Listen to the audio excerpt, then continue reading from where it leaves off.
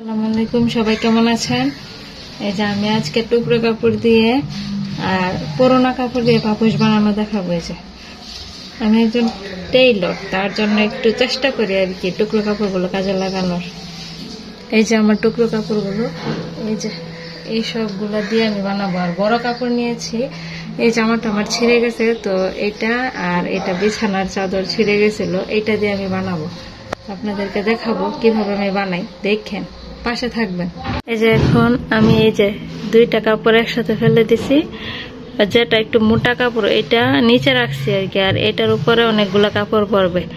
এই যে আমি সম্পূর্ণ সাইডটা সম্পূর্ণ সেলাই করে নিব, তারপর আবার দেখাচ্ছি কিভাবে লাগানো হয়। হ্যাঁ, যে আমি এখন কাপড় নিয়ে নিয়েছি। এই যে আপনারা চাইলে বিভিন্ন রকমের কাপড়ও দিতে পারেন, আমার কাছে অন্যান্য কাপড়ে তো বড় নাই, তার জন্য আমি এটাই নিয়েছি। এই যে এগুলো সব টুকরো কাপড় ভিতরে দিয়ে দিব, দিয়ে এইভাবে দিয়ে সেলাই করে নিব।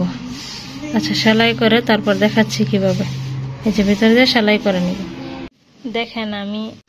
দেখেন আমি এই টুকরো কাপড়, এই যে এগুলো তো কোনো কাজের না, ঠিক না? আমি অকাজের জিনিস দিয়ে কাজের জিনিস বানাচ্ছি। এই যে দেখেন এই টুকরোগুলো আমি ইউজ করব এখানে।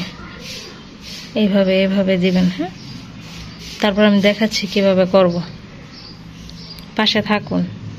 ভাবা যায় এই কাপড় দিয়েও পাপোশ হয়, এই কাপড়ও কোনো কাজে লাগে। ও আমি কত বড় একজন ক্রিয়েটিভ মানুষ, দেখছেন?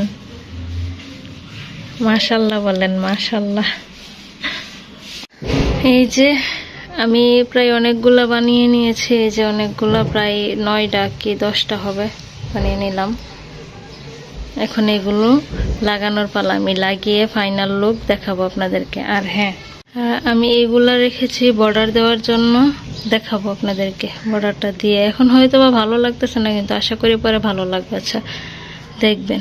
আপনারা সবাই ওদের আগ্রহে বসে আছেন আমার ফাইনাল লুকের জন্য।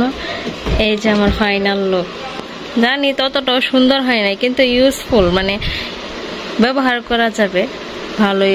যদি ওইটা একটু বাঁকা হয়েছে, পাপোশ থাক, এত কিছু সুন্দরের দরকার নাই, যতটুকু পারছে সুন্দরভাবে করছে। ওকে, সবাই ভালো থাকবেন, সুস্থ থাকবেন, আল্লাহ হাফেজ।